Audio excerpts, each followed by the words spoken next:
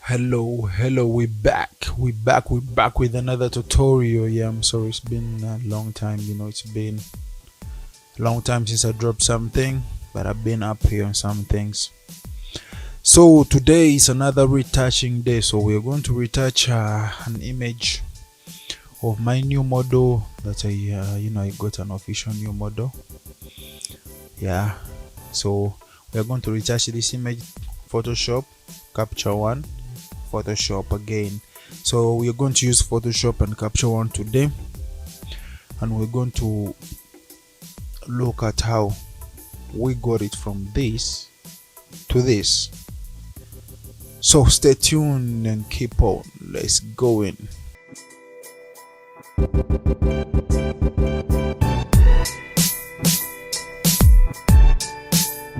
So this image was shot with a D800 Nikon,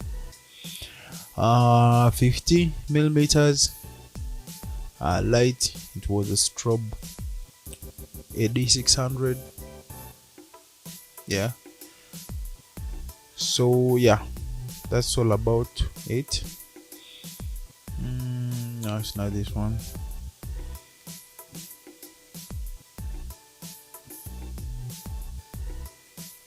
Here is our image. So it's an NEF. It's a raw image.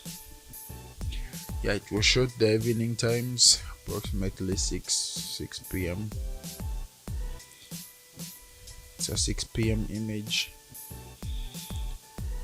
So here's our image. We are going to look at how to retouch this image and get the best out of it. So here we would have first gone with color collection, but since I want to do my color grading in Capture One, so I prefer to do my color collection there too. So let's look at retouching it from here in our Photoshop. So we open the image.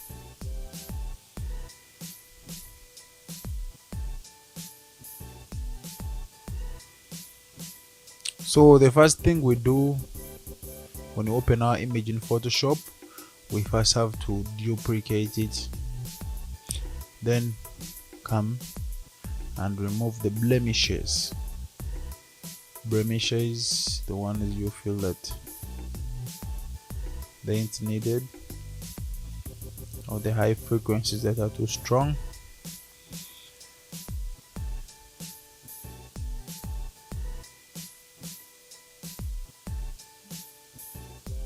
Patches actually. So after that, we are going to do retouching by using the frequency separation method and then using our mixer brush. So we duplicate this layer into two. So this is our low frequency. This is our high frequency. So in our previous tutorials, I explained more about low and high frequencies, so I don't think I have to explain them again. So I come on my low frequency, putting the high frequency off, and then Gaussian bra, and then I take it to 0, zoom out, look for a textured place. I feel like this is a strong texture. Actually it's approximately back here, the lips here. So I blur that until the highs disappear, or the high frequency. So something like that. Then I press OK, and then I go to my frequency filter, now here on my frequency it's image. We apply image, we choose the layer, the low frequency layer, then we subtract on it, then the scale of 2 and the offset of 128. We explained all this in our previous tutorials, you can check them out. And then we come back to give this layer linear light. So these two layers together, they make this, but then we have separated high frequencies from the low frequencies. So we continue and push the low frequencies down to make a line. So we remove our high frequency, go the low frequency, choose a mixer tool, our weight 2, our load 75, mix 90, then flow 100.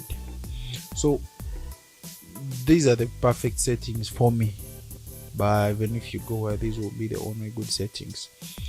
So we get our mixer brush, choose the one that's fading, the soft round brush, then do our mixing. Here we are mixing these colors, that's why it's called the mixer brush. We mix these colors so that they could be together at the same time. We are pushing the low frequencies down. So see you when I'm done this.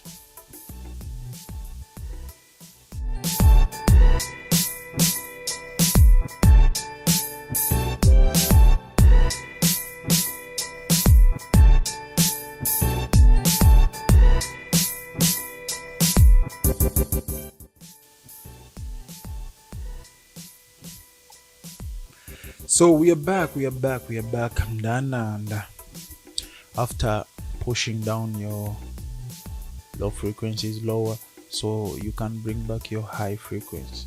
So let's put this in a folder, and then we name this our frequency separation. So you can remove it to see our before. Our before is like this. This is how our image was, and this is our after.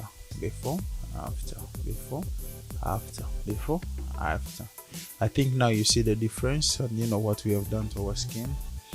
So now at this moment we do what we call dodge and burn. So I'm going to show you my easy way how I do my dodge and burn by using the dodge and burn tools that come in Photoshop. So what do? We first place Control Alt Shift E to make a copy of this image with a frequency separation. So this copy is where we put our dodge. We name it dodge and our dodge and burn. So we are going to be doing our dodge and burn on this layer. So how do we do our dodge and burn? Now, to get dodge and burn, to understand the highlights and the shadows that we have removed, we have to refer to the previous image before our frequency separation, right? So we put our frequency separation down, and then we make sure our image here its opacity is on 0, because we don't want to see our image. You understand? So our image is here, is where we're going to do our dodge and burn, and it's on 0 opacity. So it means when we put it on 0 and move our frequency separation, we see the layer down, the layer before the frequency separation. Yeah, so I use the help of black and white. I bring my black and white, and then I make sure I push my blues a little darker, my reds a little darker. So then I come and I touch, I make sure I'm holding on to the dodge and burn layer, though it is on 0, but we are going to work from it. You understand? So our frequency separation is not seen. We are working from the layer of dodge and burn, the layer that has frequency separation, but it's not seen. Its opacity is on 0. And then our background layer is where we are using to refer from this to know where our shadows were and our highlights were before we did the frequency separation. So then we come to the dodge and burn layer. Then we come here to the tools, choose the dodge tool. You know, we dodge highlights and then burn shadows. So after choosing the dodge tool, we make sure we are on mid-tones here, up here on the range, and then we put down our exposure to 10. So it depends on how you see it being much or less. So we put our exposure to 10. After putting our exposure to 10, yeah, we zoom in, then we start now shading where all the highlights are. So we start dodging where the highlights are. So here you're not seeing what you're doing, but it's fine, but it's working because you're on the dodge and burn layer and its opacity is on 0. That's why you're not seeing what you're doing. But since you're refiling from the layer down, it's helping you find out or know where you have or you're supposed to be dodging. So this is what we're doing. We make sure we dodge where the highlights were. That's why we use the black and white layer to give us where the highlights were before our retouch. So, and then we come to burn. So we burn the shadows. But this time on the burning the shadows, we come here, made it on still, then our exposure should be at 2, or it's not comparison like 2. It depends. If you want something more darker, you can go beyond 2, 3, 4, but I recommend up to at least 5. You know, when you go beyond that, it's too dark. So we come and burn the shadows. So we paint where you see shadows. You can reduce your brush, paint only where you see shadows.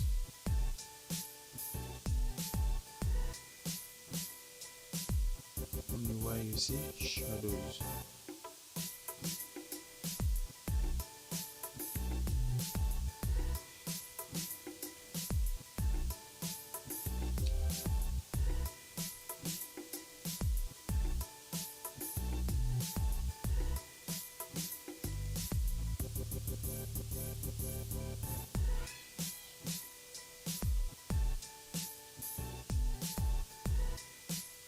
We are putting back the highlights and the shadows that were removed by the frequency separation process. So to me that's it, that's all. So we remove our black and white layer, put back our frequency separation layer, and then come and give our dodge and burn, put it back on 100%. So when I remove my dodge and burn, you can see what I brought back that was taken away before. You see that. So here you can choose to control your opacity, you understand, of the dodge and burn. So you can control your opacity. To me at 40, I think 40, yeah, 40. Let's do 40. I think at 40 it's fine. For me at 40 it's fine, yeah. So you can see what we did. We brought back the highlights and the shadows that were taken out by the frequency separation. So to me here,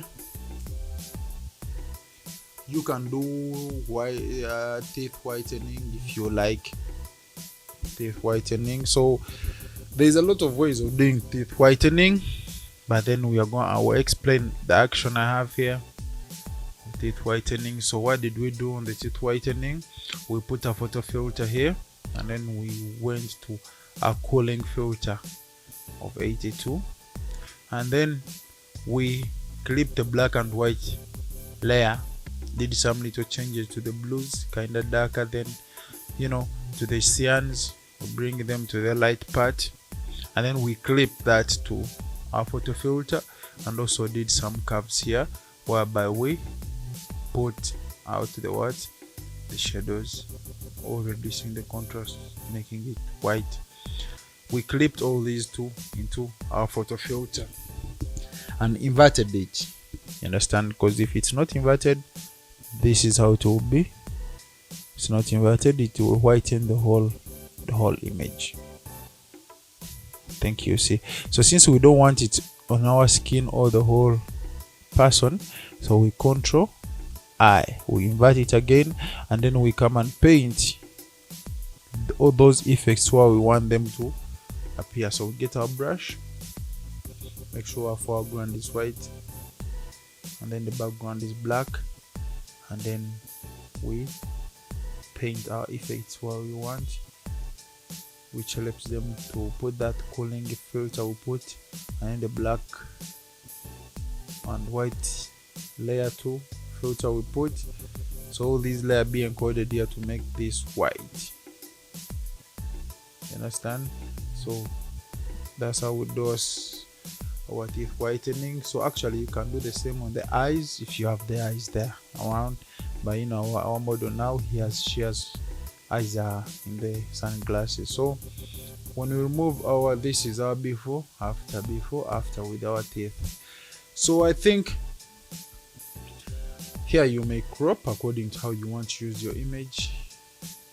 It depends. If you want it for Instagram, you crop 4x5, and then also for printing 4x6 this.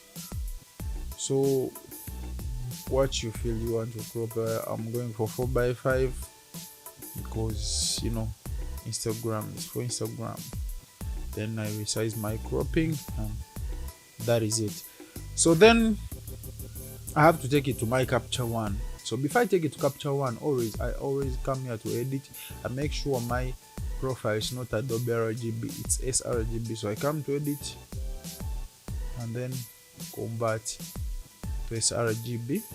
Profiles are here, but I always choose sRGB and then I say okay, and then I save my image in any folder that I want to save it to. So here it's up to you where you feel you want to save it. So let's drop it on our desktop and take it to capture one.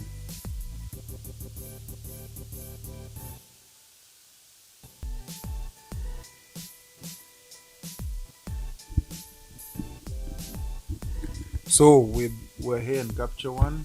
So I'm opening a new catalog. Yeah, you name it. I'm naming it golden melanin. You can name it anything you want. Then you can choose the location where you want it to be. I want it to be on my desktop. So yeah, I need a template to be black, and then I press OK, and then it saves it here, you see, on the desktop, and then it loads that project. So here's our project. I can place import images, but our image is one, so we choose where to import it from. That's our desktop, and then we come and look for our image. It's here, and then we say review for import. So our image comes, it's already marked, and then we say import. So we bring our image to capture one. This is our image. So remember, since we started this image, we didn't color correct, right? So we start with color correcting. With color correcting, I always start with my exposures. How is it exposed? So I come here, I have a new filled layer, then I clear this layer. Most times I first clear it, then I come here to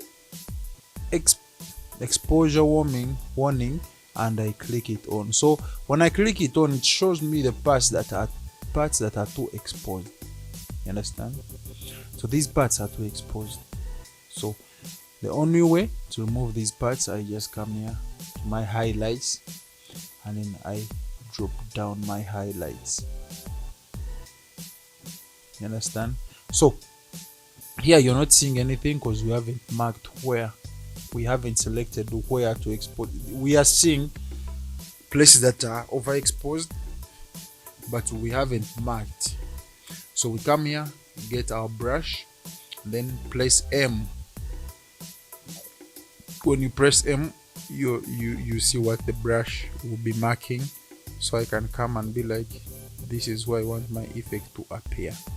You understand? So I mark that mostly everywhere that needs to be, everywhere that is overexposed.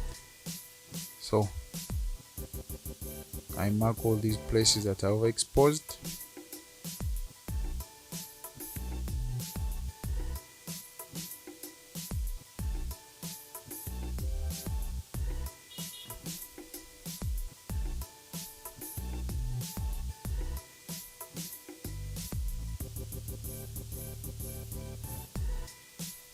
So here is like a masking in Photoshop, whereby you choose what to affect So the good thing with Capture One, you're playing around with layers, so they give you this effect, how to know where to affect. So I mark those places that are overexposed, so it means that layer will affect this. So I come here to my highlights and I make sure my highlights go down, which means they not too much, of course.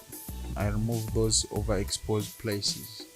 So when we check, we place our M to cut or to not to show, to hide the part that is being seen, so we can come and finish the other places. So I don't put these effects on teeth, like ever exposed on teeth, but we made them white and we need them to keep white, but no, though not to ever exposed. So come to my highlights and make sure I'm good.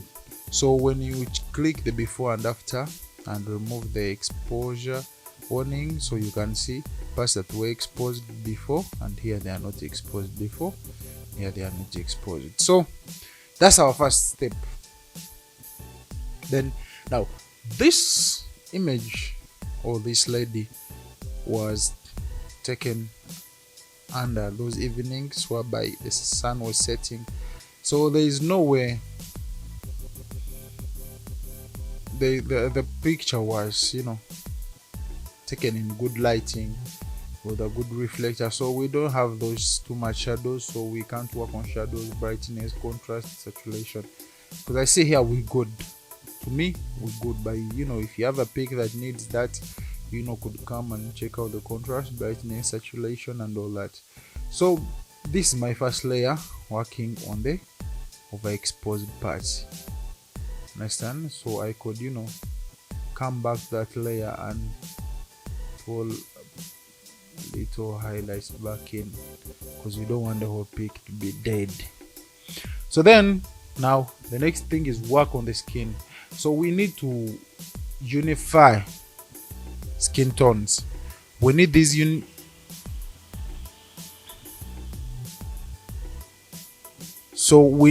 skin tones to be unified, to be the same, you understand? So we come here to color and then now come to skin tone.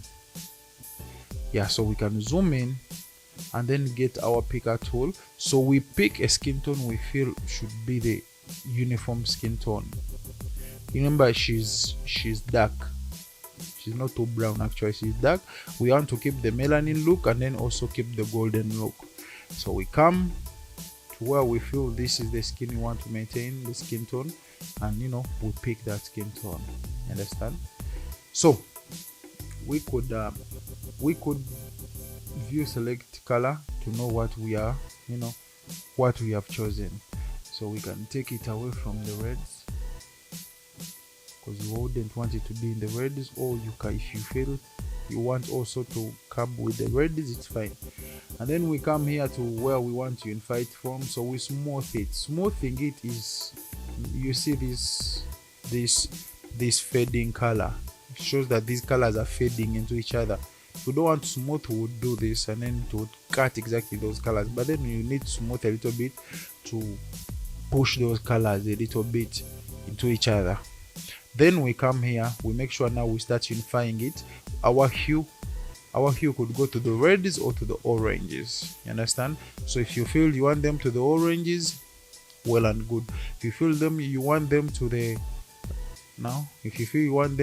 reds, it's up to you. This is a question of your liking. So we come here, it's a question of taste. So we come here, to us we want them to the orange, a little bit to the oranges. So make sure all those tones we have chosen, they go to the oranges. So we saturate them, we saturate a little bit of them, and then we can light them or darken them, but remember we need the melanin tone. So for now, let's first go to uniformity.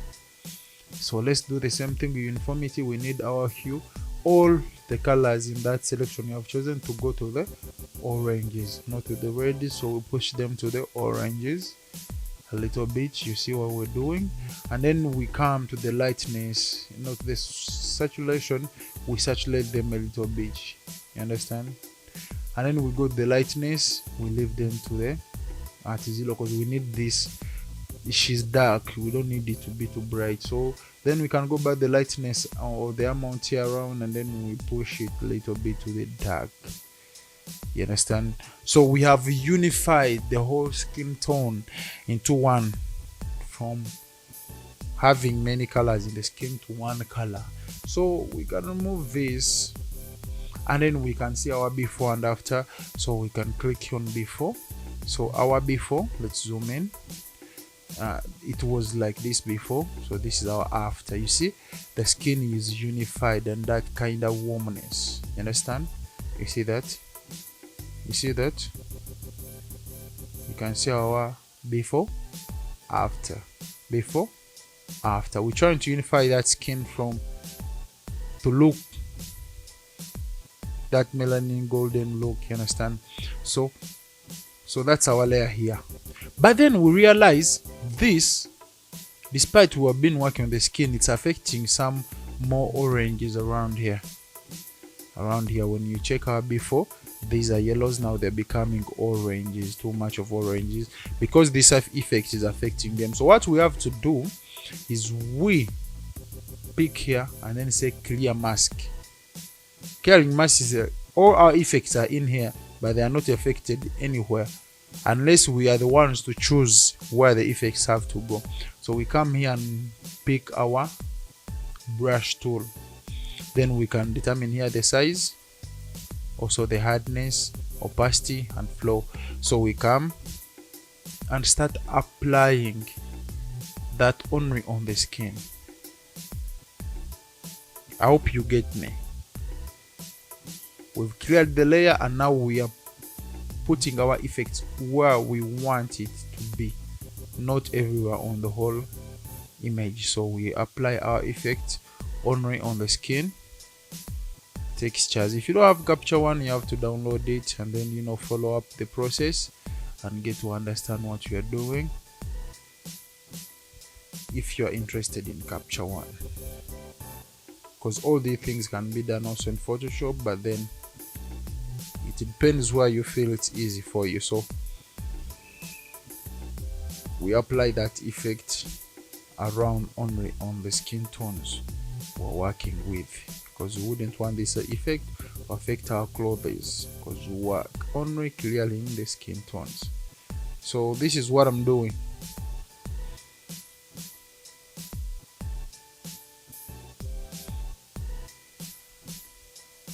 So we only let this effect affect the skin tones.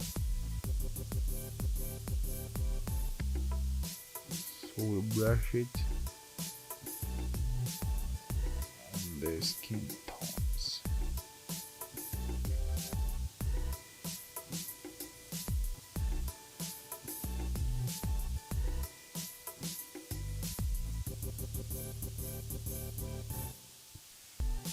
So we can remove our layer and see what we have done. So if you want to see where it has affected, not going beyond where it doesn't have to, you can press M and then you see where your mask is passing. So you could come and try and add it where it has to be.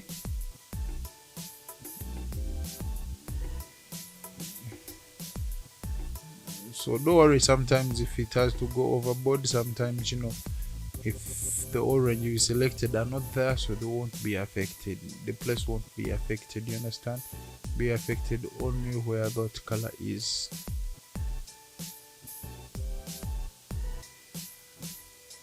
So that's it. You could grab a rubber to clear places you feel you didn't want this effect to be applied to, things like that. If you feel that's what's up, so you can press aim to get back to our effect. So that's it. This is our before after. So we can check now how far our before, our after. So we still have those colors intact, those colors in the veil, like in the veil, those colors in the background. So our next step, we are done working on the skin tones. Our next step, we are going to work on the other colors. So we come here, create a new empty layer, or we can create a filled layer, because this time we're actually working on this part. So we come here to advanced, the color editor, and then we pick here. Now we come and pick a color, maybe they say it's blue. So we can, if you selected, to see the color that is selected is only those parts will be affected. So yeah, we could come here, maybe you know, a little lightness, or maybe it depends on what you feel. If you want to lighten the part or you want darken the part, but I think this is good for me. Then I saturate a little bit to the that part. Then, you know, I can take this blue to the greens or to the kind of cyan. So it depends on what you feel. So a little bit here is okay. And then smoothness, I would want that color to fade into the other colors. So that's what's up. That's the color we have enhanced. So we can remove this to see what's up with it. And then now we come back with our picker tool and pick another color. Let's say there is a yellow here, right? So we view selected, we view, so only where the yellow is, you see. So we make sure our yellow, we can put it to the hue, whereby it goes to the kinda reds, and then here kinda to the green. So I think keeping it more gold, we could go here and then a little lightness down, not too much of the lightness, a little saturation up, then a little smoothness.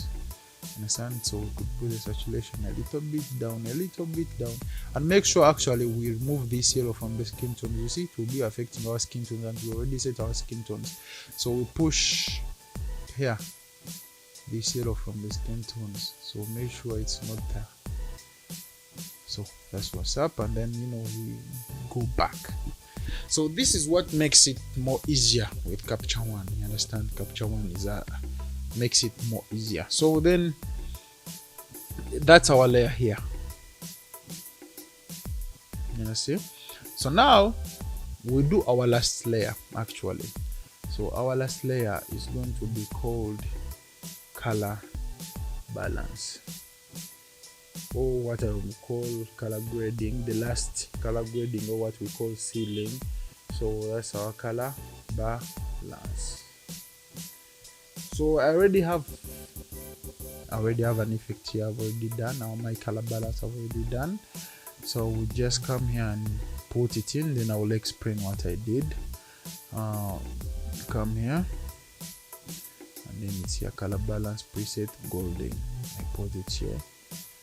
Though it's kind of too much, but don't worry about that. We are going to fix that. So what I did, I went to my mid-tones and put oranges to my mid-tones and saturated them a little bit. So I could maybe push them back if I feel it's too much, but let's first keep that for now. Then I went back to my highlights and I put oranges too. By this time it was less saturation, not than the saturation. So the saturation was kind of little.